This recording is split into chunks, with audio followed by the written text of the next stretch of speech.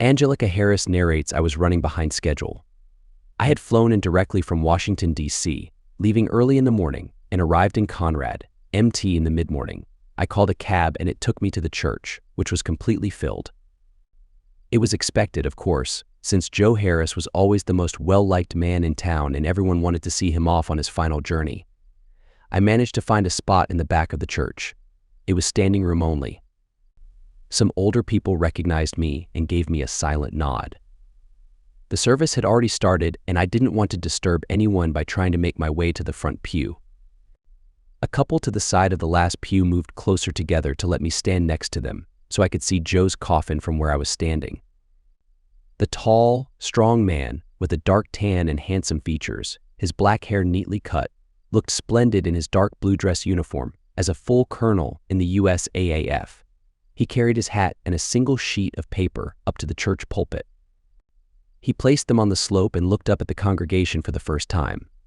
His eyes appeared sad and teary, but he stood tall and straight, cleared his throat, and began speaking in a clear, well-spoken voice. I am going to disregard the advice my father Joe gave me on the day of my flight school graduation. He said, "Never volunteer for anything, son, and you'll do just fine well." No one was going to beat me to the chance of coming up here and sharing with all of you how much I loved the amazing man whose life we are celebrating today, my dear father Joe Harris. All of you gathered here today to bid your final farewell to Joe knew him well. Most of you probably remember me too. But I've been so occupied these past 10 years or so that I haven't been able to make many visits to see my father at the farm. I would only come by on special occasions and holidays before flying off again. My father encouraged me to fly. He took me up in his crop duster before I could even walk, maybe even before I could talk. He inspired me to pursue a career in flying, and now I'm honored to be a part of the U.S. space program. As I speak, my fellow officers are preparing for the monumental adventure of flying to and landing on the moon for the first time. It fills me with pride to know that the first humans to walk on the moon will be Americans, but this achievement is for all of mankind. Yet, even this momentous event, it pales in comparison to the loss that humanity feels with the passing of the man we are here to say our final goodbyes to. Joseph William Harris was born far away from us here in Conrad, Montana. He came from another small town called Sittingbourne in Kent, England. He was born in 1887. When he was 10 years old, he came here with our beloved Granny Harris and his sister, after his father passed away in a quarry accident. Granny's brother already owned a farm here in Pondera County, and my great-uncle paid for their trip across the sea in train fare so they could prosper here. Joe was an intelligent boy in school.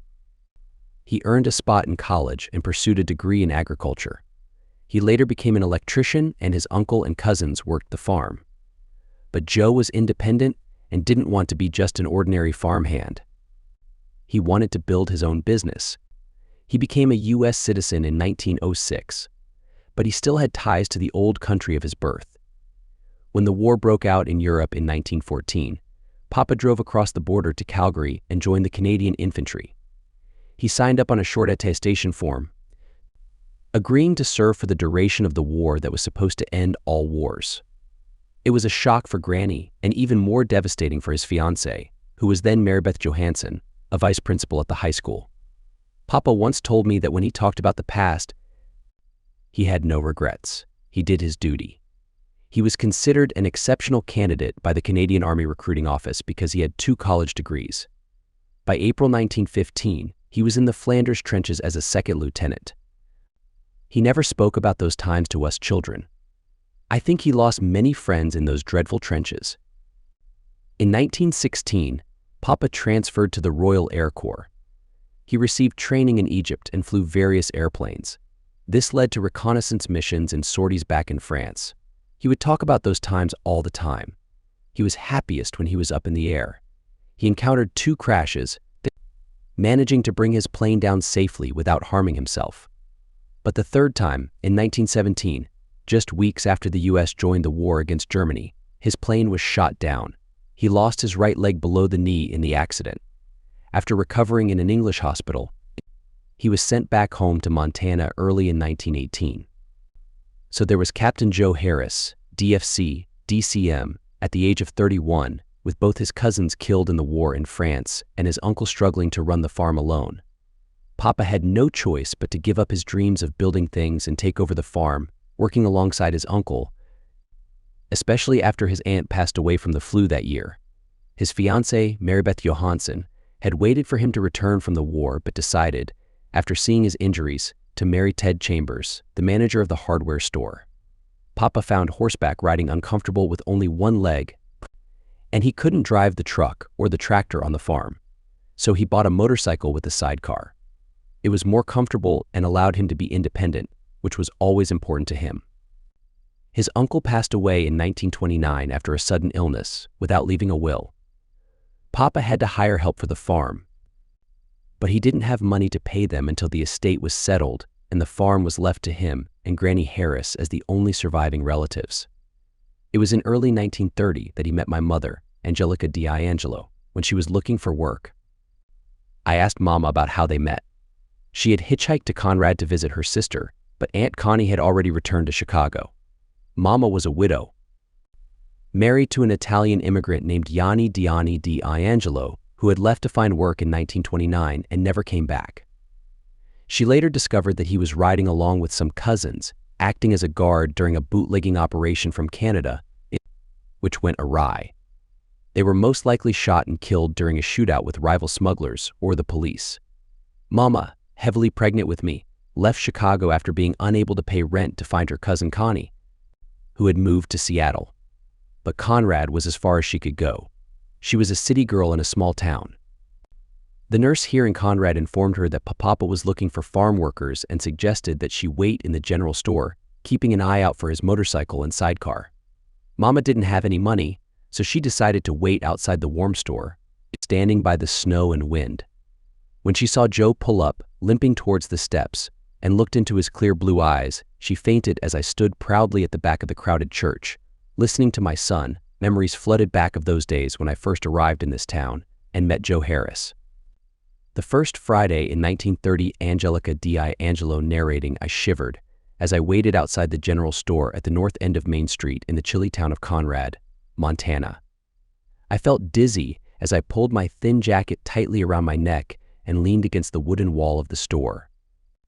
I would have given anything to wait inside the warm shop or buy a cup of coffee and a sweet pastry, but I had no money, not a single cent. I tried to think back to when I last ate something. It was just before I was attacked and robbed of my belongings and money at a truck stop further back along the road, although I had no idea where exactly.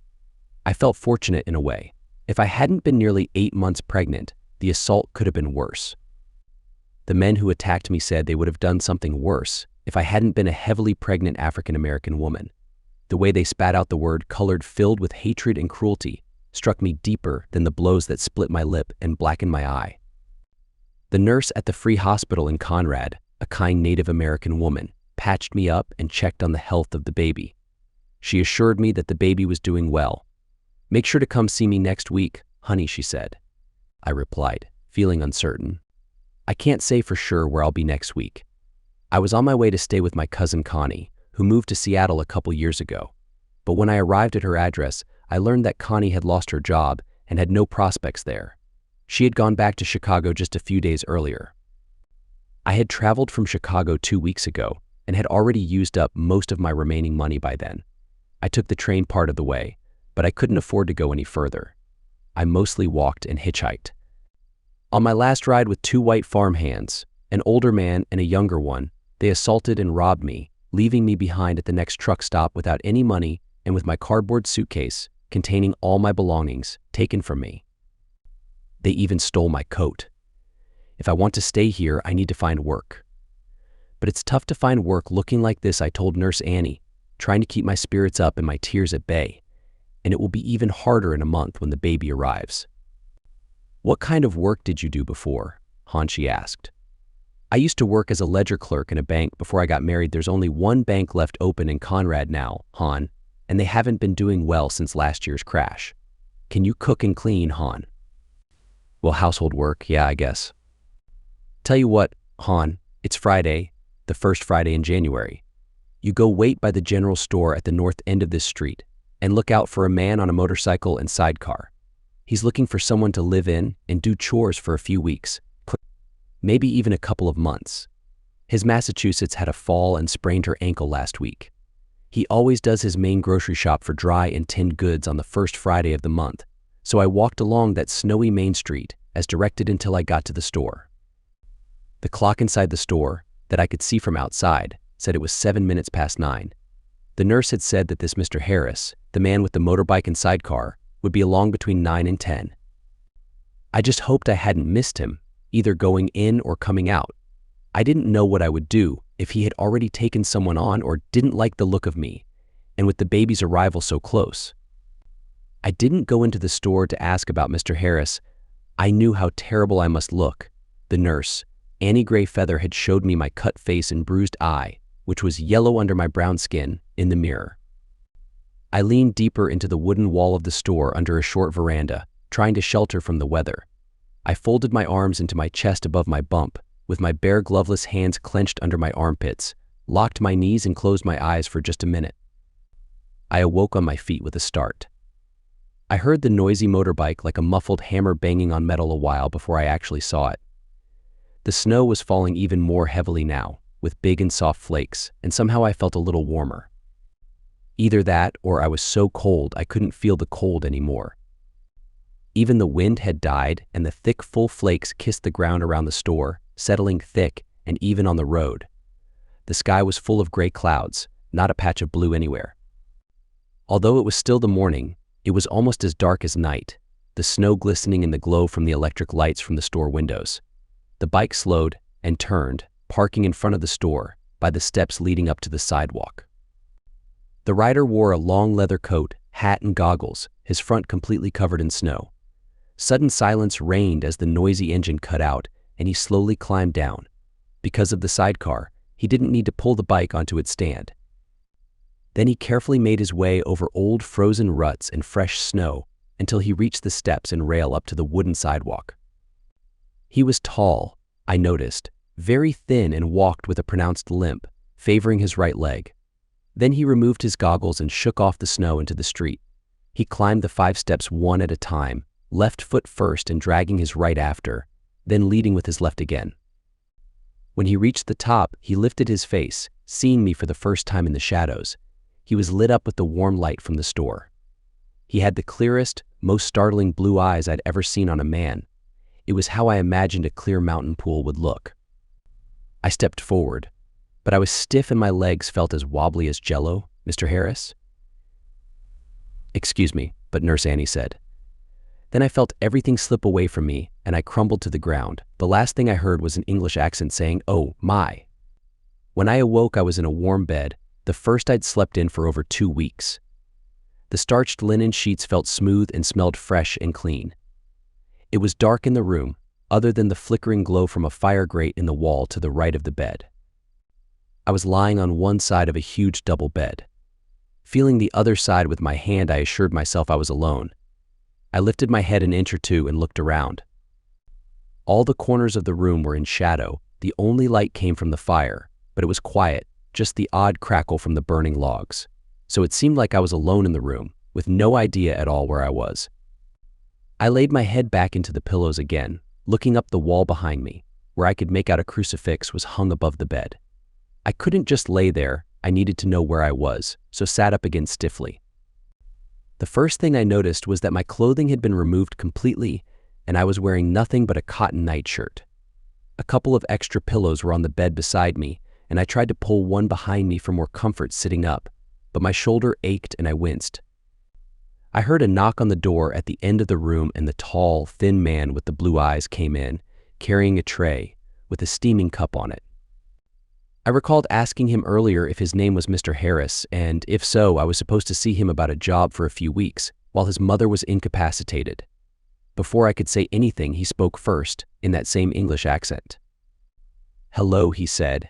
"How are you feeling?" My shoulder's sore, and I'm a bit woozy. I've got a headache, too. Well, that's about right, Ma, I am," he said. "You cracked your head as you fell, and Ma said you may have a bruise on your shoulder that you fell on." "Are you Mr. Harris?" "I am." "Most assuredly, Ma, I am," he replied. "Did you undress me and put me in bed, Mr. Harris, or your Ma?" Ma's in a wheelchair at the moment. Ma am, so I undressed you, put on your nightdress, and carried you up here. But don't worry, I had my eyes closed the whole time. Following Ma's directions, he smiled. I might have peeked to get my bearings, but only for a second at most. Ma am. I didn't know what to say to that. He had a nice smile and what I had supposed it had once been a handsome face, but by the light from the fire, I could see now that he had terrible scars on his left temple and cheek, and the top of his left ear was missing. I had only seen him from his right side before, outside the store. Sorry, I didn't mean to embarrass you, Ma am, and I never saw anything, honestly. I have this habit of trying to be funny and failing more often than otherwise. Ma finds my sense of humor wearing, at best sometimes, and she's supposed to be my supportive mother. He set the tray down on the bedside table and leaned across me to grab the extra pillows. He smelled sweet, I thought, the soft earthiness of meadow hay alongside the sharp scent of fresh soap. I squirmed, wondering, with some apprehension, how I smelled. I didn't want to upset myself any more than how I felt already by breathing in too deeply. I had tried to scrub myself clean back at that truck stop after I had been attacked, but the water was cold and the soap hard and almost insoluble. My traveling clothes hadn't been washed in 2 weeks. I was all too aware and hadn't any underwear to change into for the last 3 days, and all my other clothes had been stolen by my attackers. He eased me up firmly, gently, and propped me up with the pillows. Then he sat on the edge of the bed and passed me the cup, full of hot, sweet, and creamy milk. I'm Joe Harris, Mrs. D'Angelo. I fetched Nurse Carol to see you during yesterday afternoon. She looked you over, although you were out like a light. She said you were just exhausted and malnourished. Rest assured your baby's fine. And I'm under orders to collect Nurse Carol or Annie just as soon as your time comes. Oh, I can't possibly stay here, Mr. Harris. I was just hoping you had some day work.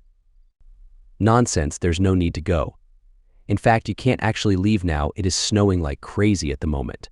Where are you lodging? I can go on the bike and get your stuff if I'm quick before we get cut off by the drifts. I don't have anywhere, Mr. Harris. Joe, please Joe.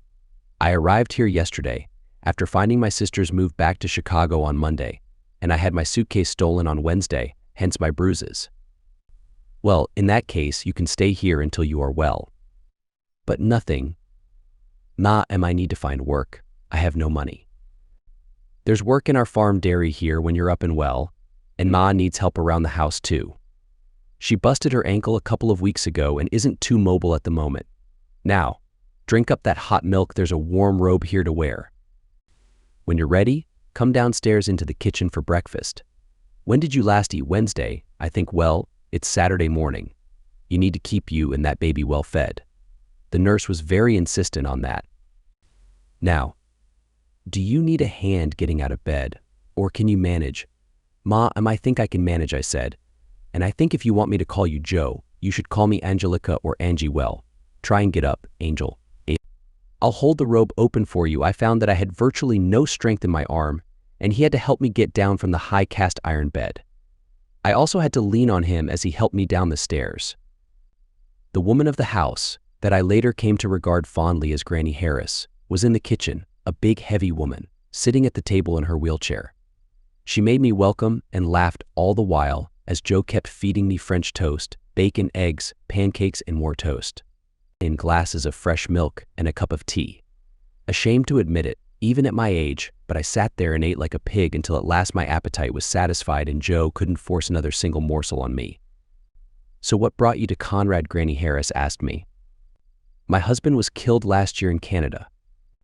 I said, Yanni told me he was looking for laboring work in Canada, but he had lied to me. His sister-in-law came around after he had been gone a week and told me that he was with his brother, 3 cousins, and a drifter, and they were attempting to smuggle barrels of whiskey and gin into the U.S. from Canada, only they ran into a rival gang of smugglers, and in the shootout, all but the drifter were killed, shot dead, and their truck and goods taken. My sister-in-law and her widowed cousins helped me out with food and the rent for a little while, but they had lost their menfolk and source of income too. My company laid me off about the same time I heard Johnny was dead. The money dried up and I couldn't make the rent anymore. Oh, you poor thing, Mrs. Harris said sympathetically. I wrote to my cousin Connie a month ago, and she said to come out to Seattle where there was plenty of work in my field. but it took me 2 weeks to get there, partly by train, partly hitchhiking, and mostly walking. When I arrived at her address in Seattle, I found out that she had lost her job a couple of weeks ago when her company went out of business. She probably wrote me, but I had already left on my journey. I didn't know anyone there, so I had to turn back. And this is as far as I got after I was attacked and lost all of my money and belongings. What kind of work did you used to do? Dear Granny Harris asked. I worked as a ledger clerk in a bank in Chicago for 6 years, but they started laying off staff last year, and when they found out I was pregnant, they fired me. Maybe you could help us out here by looking at Joe's farm books. His uncle, my brother, passed away last year, and he used to handle the tax returns for the farm and our personal taxes. Joe's been trying his best, but he can never get the figures to balance correctly. Yeah, sure, I can take a look, I said, happy to help. I was just feeling really sleepy after all that food. Granny Harris could see how tired I was. Hey Joe, sweetheart, make sure Angelica gets back to bed for a few more hours. She's exhausted, poor thing. Please call me Angie, I said. Everyone does. I'd call you Angel, Joe said quietly as he helped me up the stairs. I heard him, even though he said it softly. 1969, Joey Harris continues his eulogy. I asked Mom how they met. She was a pregnant widow named Angelica D'Angelo who hitchhiked to Conrad to stay with her sister. But Aunt Connie had already gone back to Chicago. The nurse at the hospital told her that Papa was looking for dairy workers and that he would be coming on his motorcycle and sidecar on Friday. She didn't have any money left, but she insisted on waiting outside in the wind and snow instead of staying warm in the store. When she saw Joe pull up and limp to the steps, she looked into his eyes and fainted. It's okay though. She was carrying me inside her, and I turned out just fine. When she woke up, she was in bed at the farm. I was born a couple of weeks later, and Mom became Papa's right hand. She had worked in a bank before she married my biological father, and she quickly sorted out the farm's financials. Papa was a smart man, but paperwork was not his strong suit. Mom filled in that gap perfectly. He couldn't afford to hire farm hands, especially since the city dairy had failed and his milk was going to waste. But Mom found out that Granny Harris's brother had saved some money in the bank for emergencies. She told him straight, Joe, it's surely pouring on you. Now she arranged a meeting with the local bank that had foreclosed on the dairy. They didn't have any buyers or money left in the accounts to clean up the spoiled milk that was stinking up Main Street. So Mom set up a deal for Papa to buy the whole business for just $1. She organized a team to clean up the mess and restaff the dairy by reaching out to old suppliers, customers, and new ones. Soon, the dairy was back in full production, making a lot of money. The same bank had a branch 150 miles away that had also foreclosed on a crop dusting business. They had 3 planes, spare parts, and several trucks, including a fuel tanker. They asked if Papa, with his flying experience from the war, would be interested in buying the business. Mom drove us to the airfield to inspect everything. Papa bought the company for just a small amount of money. On our second trip, Papa flew one of the planes back while Mom held me in her arms. My first flight in an open aircraft, and I loved it. Papa had already prepared a field near the house to serve as a home airfield, and a new barn was built over the weekend to serve as a hangar. He even brought back old Ernie Peterson, the aircraft engineer who had kept the World War I planes in the air for the past decade. Old Ernie taught me everything mechanical about those planes, and he helped Papa maintain them for many years. I learned how to fly from Papa in those old planes, and even Mom learned to fly too. She would do crop dusting during busy times, in addition to managing the dairy and farm books. Papa, always full of ideas, opened a milk bar in town where all my friends hung out. For a long time, it was the only place in town that sold ice cream and sodas. It was a couple of years later when Mom received confirmation that her husband's relatives, who were believed to be bringing trucks full of spirits from Canada to beat the prohibition, had been killed. She was then free to marry Papa, who was still a bachelor in his early 40s, and Papa officially adopted me as his son. Angel recalls memories from April 1936. Angelica Harris. Listening to Joey talk about those old days, I couldn't help but think back to the old dairy and the milk bar that we opened in part of the dairy on Main Street. We made small experimental batches of ice cream at the dairy and needed a place to sell it. The milk and soda bar became a huge success almost immediately and was the go-to spot in town starting from 1932. Thinking about Joey and Joe took me back to two events that changed my life in 1936. We used to start work early at the dairy and finish in the afternoon. As the last one to leave the dairy office on a sunny spring morning, I, Angie Harris, locked up and drove my new Ford sedan to the elementary school to pick up my son Joe Jr. We were doing well, working hard of course, but we believed we were building a future for ourselves. I couldn't stop smiling that spring day, but Junior was bursting with excitement from what he had learned at school. He was such a sweet and charming kid, taking after his father Gianni more than me. He didn't notice anything unusual about my extra happiness that day. I loved my job managing the finances of the Conrad Dairy, and I loved my husband Joe Sr. even more. Joey Jr. didn't realize how much joy they both brought me. Joe was still out spraying fertilizer from the air when we arrived back at the farm. Junior had some chores in the barn to take care of before dinner. Granny Harris was setting the table, and Junior took over once she inspected his cleanliness. While Junior was busy, he heard the plane landing on the grass field near the main road. He knew that Papa would safely store the plane and chemicals in the new hangar before coming home.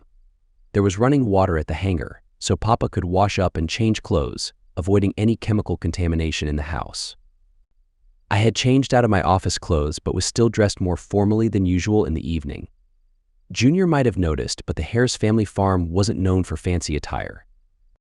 I waited until Joe parked his bike by the farmhouse before I intercepted him in the kitchen, so we could have a quiet moment on the front porch before going inside together.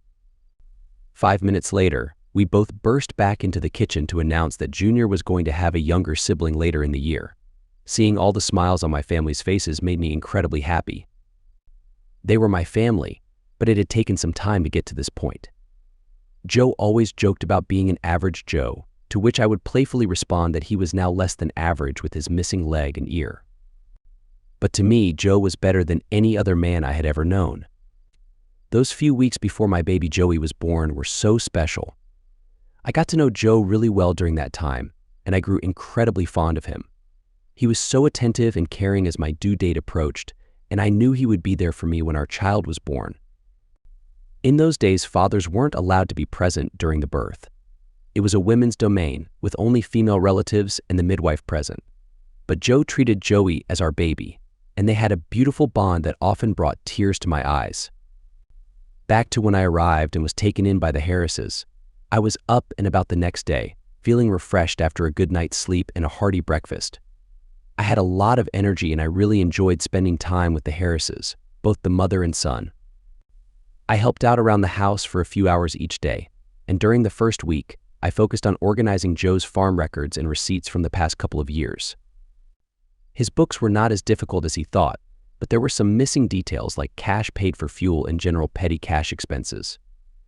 Granny Harris also contributed to the confusion with mixed personal receipts.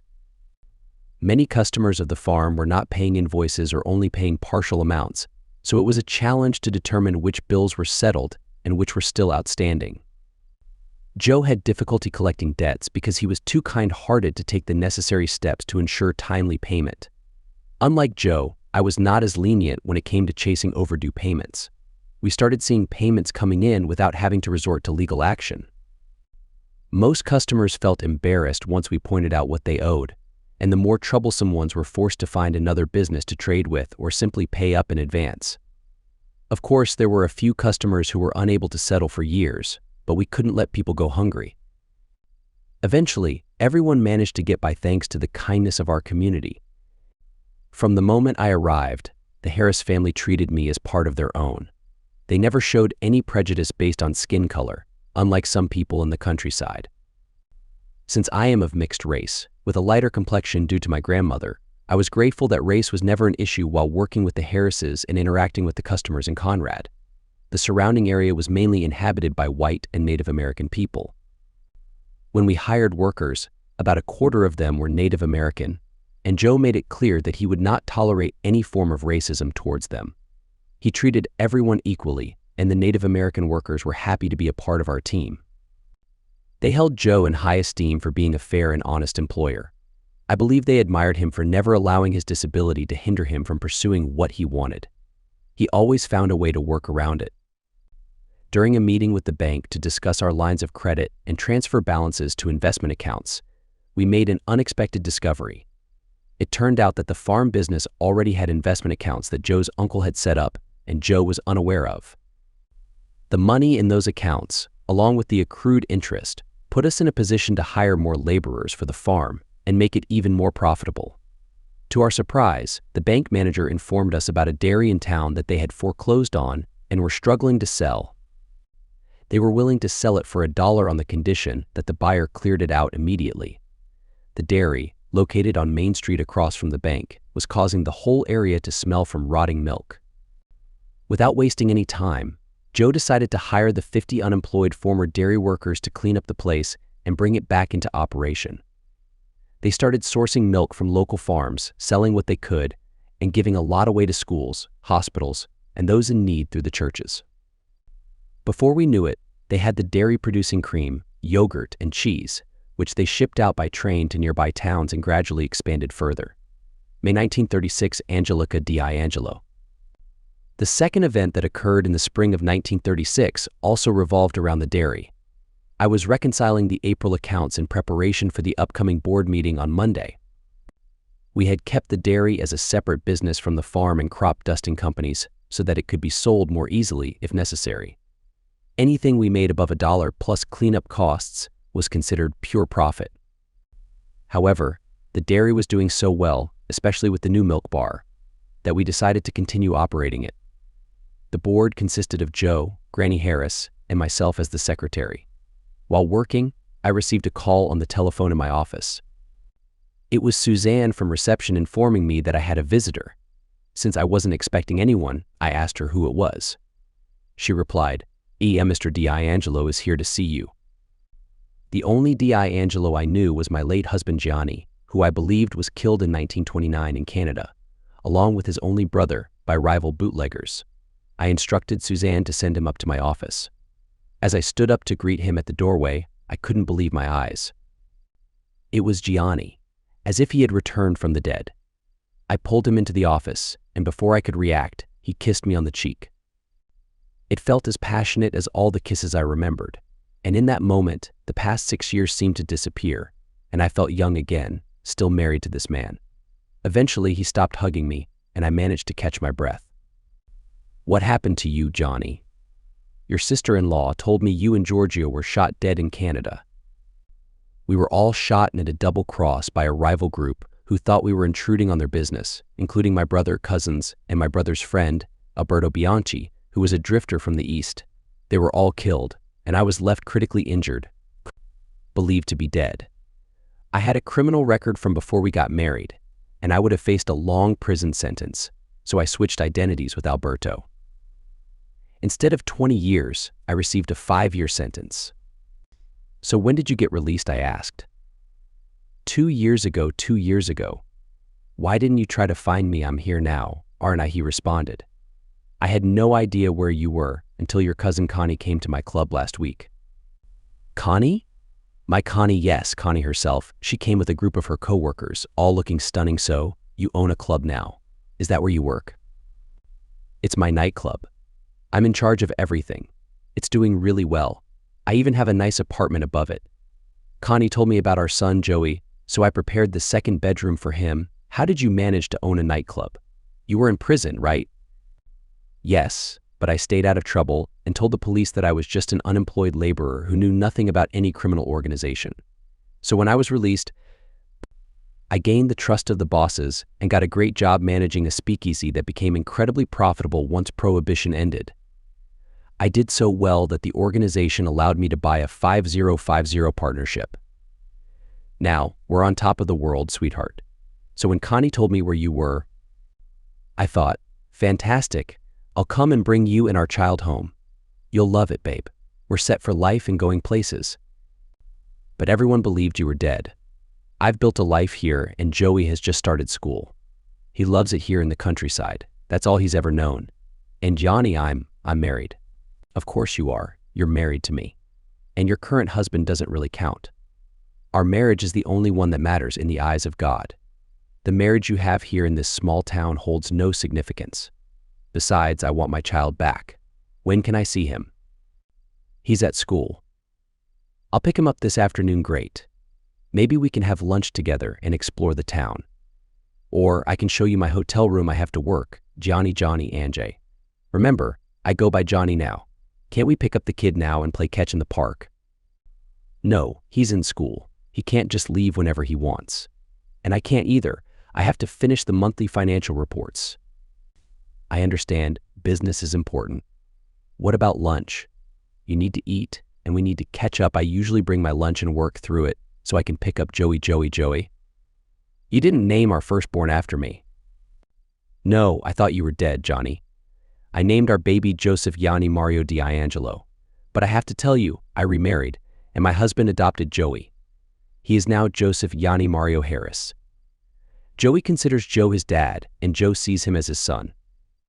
Well, you're not really married to this other guy. I married you first, in a church before God and everything, but Johnny, there was a death certificate. Canadian authorities declared you dead.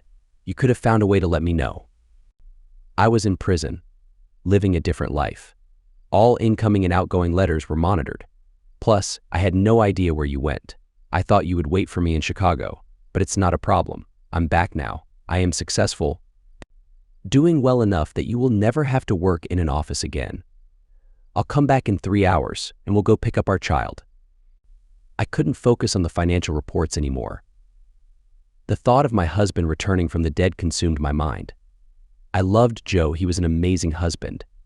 But Gianni, or Johnny as he wanted to be called, was my first love.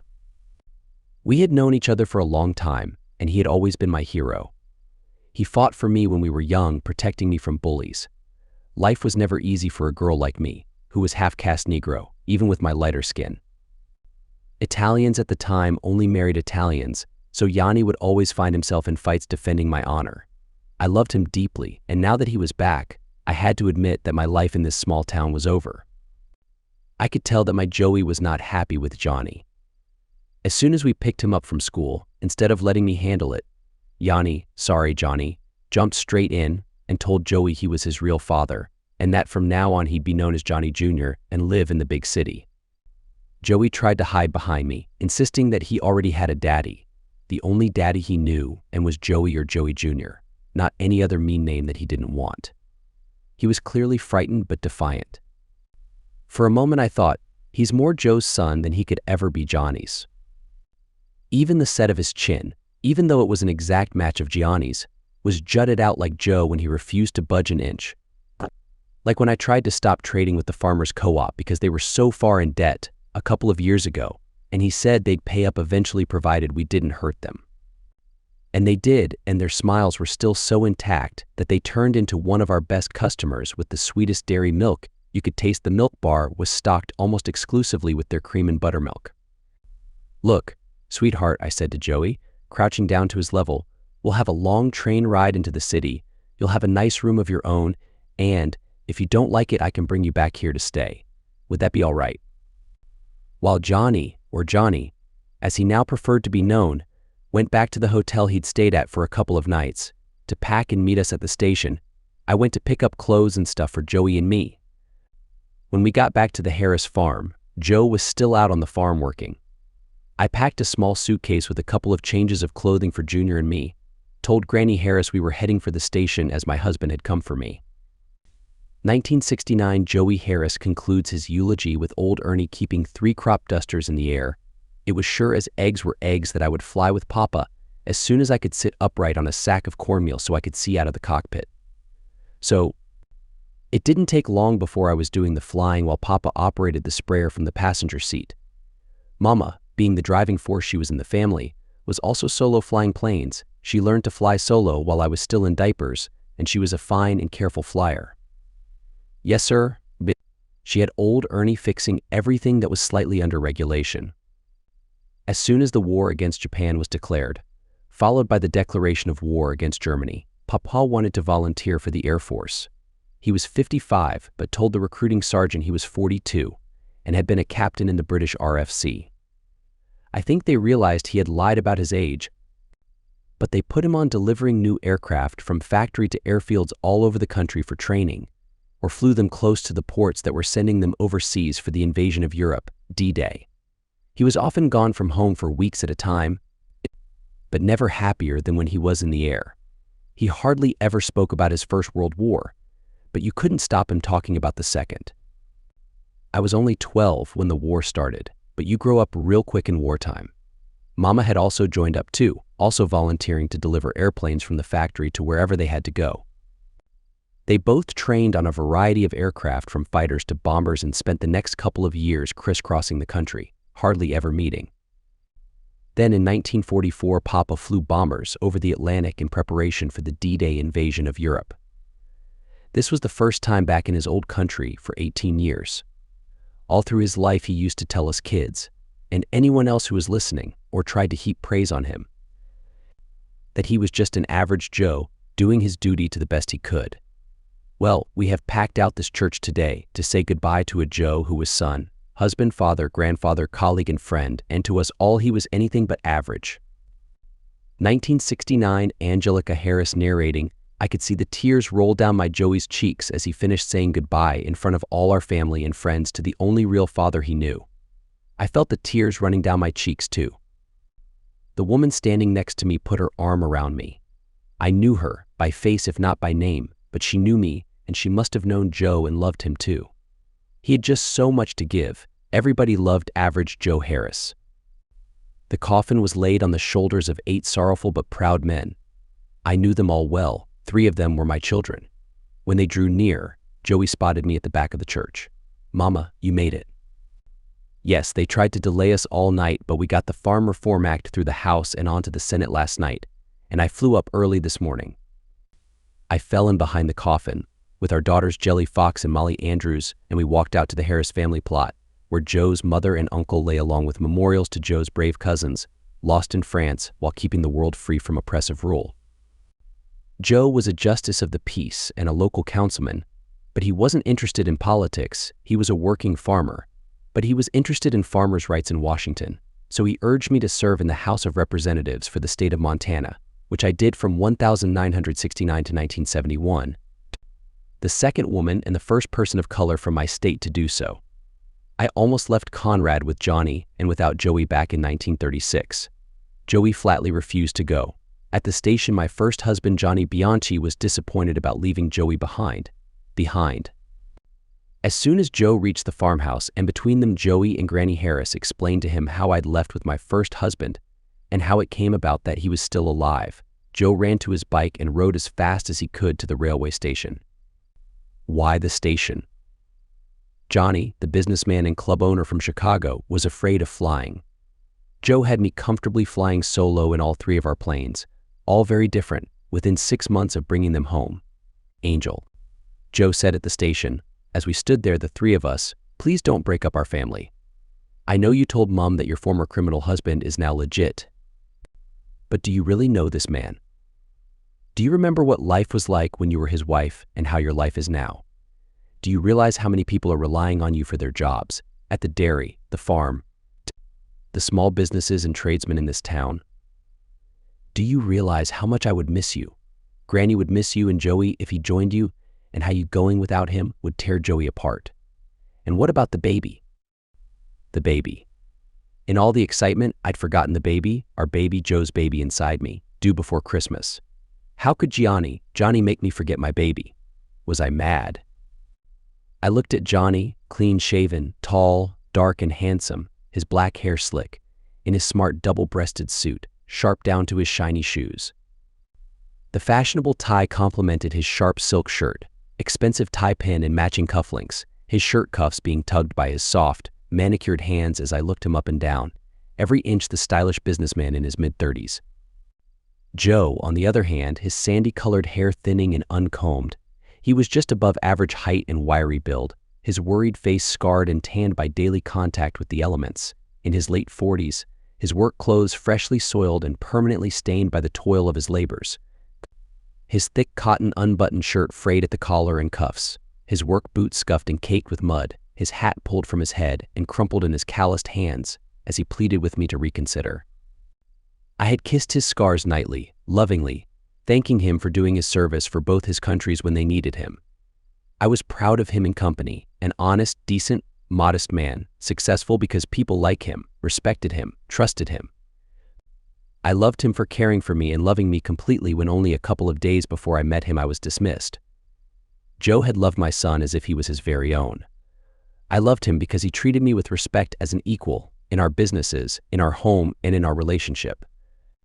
I loved him for his dedication to work, making us indispensable to the town. I loved his warm smile and his passion for life. I loved him for loving me as much as I loved him. I did love him.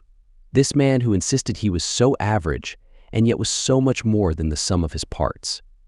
I loved this man who had been the real father to Joey and would be the father of our baby and any other babies to come. I smiled warmly at him, and he smiled back with that lovely smile of his. I turned to Gianni to apologize to him, and I looked at Gianni closely again.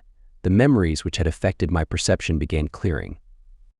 His face was no longer handsome, but haughty and sneering, his eyes full of hate for this challenge to his wishes and expectations from this humble farmer. "Go back to your farm, old man." Johnny snarled at Joe. "Angelica's mine again. She's always been mine, and no hick farmer's gonna take her away from me. When we're settled at home, we'll be back for my son Johnny Jr., and there ain't nothing you can do to stop me if you know what's good for you." With that, he undid his jacket with his left hand, revealing a handgun in a shoulder holster which he reached for with his right hand, after letting go of my arm. "No," I shouted at Gianni. In an instant, Joe sprang into action, faster than I had ever seen him move before. It reminded me of how he reacted in the stables, where he had a knack for sensing when a horse was about to kick. He stomped on Yanni's shiny shoe with his left foot, securing Yanni's hand and gun with his strong, weathered hands.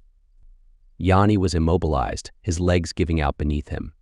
While keeping his gaze locked on Johnny, Joe asked if I was okay. I nodded and asked, "Are you all right, honey?" "Yes, I'm fine," he replied, still fixed on my former husband's eyes. "I'm so sorry, Joe. I was just confused. I love both of you, but I only loved Gianni as a child. As he grew up, he never really matured, you know. Our marriage was mostly filled with hardships and him cheating on me. But because of you, my love for him was overshadowed by our love. Today, without you grounding me, I got lost in a fantasy that was never real and could never be. Can you forgive me? Honey, we'll talk about it when we get home. I see that Charlie has called the police."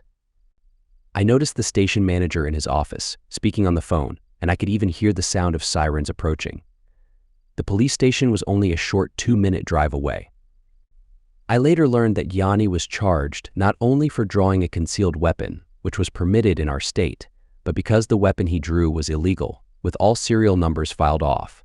Witnesses waiting for the 8 o'clock train testified that they believed he intended to use the weapon.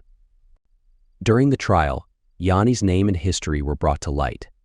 He spent 3 years in jail in Montana before being extradited to Canada, where he received a 10-year sentence for a shootout in 1929. It took into account his previous convictions. The illegal gun he carried was over 20 years old and had been used in at least 12 unsolved murders in Chicago since 1925. Yanni was released in 1942, but tragically, he was gunned down shortly after returning to Chicago. Joey only saw him once, and Joe and I saw him briefly during Joe's testimony. 1990 Angelica Harris narrating, "I rarely think about that day in 1936 anymore. Most of my memories are filled with joy, especially those of my life with Joe, who was a truly exceptional partner." Jelly Angelica Elizabeth Harris was born right before Christmas in 1936. She married Aaron Fox in 1958 and blessed us with 3 beautiful grandchildren. Molly Mary Ellen Harris followed in 1938. She married Harry Andrews in 1961 and gave us even more joy by bringing 4 grandchildren into our lives. Bobby G. Robert George Harris lived from 1940 to 2003. He took over the farm and worked as a dairy and arable farmer. Bobby G. was a quiet and kind-hearted man who never married but always had a smile on his face. He was a beloved uncle to all the children in the family. Huey Hugh Brown Harris, born in 1944, took over the dairy. Now, his son Joe runs it. During the war, Joe and I delivered new combat aircraft for as long as we could. We relied on Granny Harris to care for the farm while we flew in the skies, doing our part to aid in the war effort. In 1944, everything changed when Huey was born. I had to stay home since Granny, who had been a pillar of support for us, was getting older and 5 children ranging from 12 to newborn would have been too much for her. Granny Harris, who was incredibly kind and generous, passed away in 1953. We still miss her every single day. I ventured into politics briefly, focusing on local issues. I only served 2 years in the House, and I was relieved to leave when my term ended. My biggest regret was having to rush away from Joe's deathbed to participate in a debate and vote in Washington. I missed the first few minutes of his funeral. Our 39 years together were filled with love and happiness, and being rescued by Joe, my real-life hero, who found my lost suitcase, was the best thing that ever happened to me.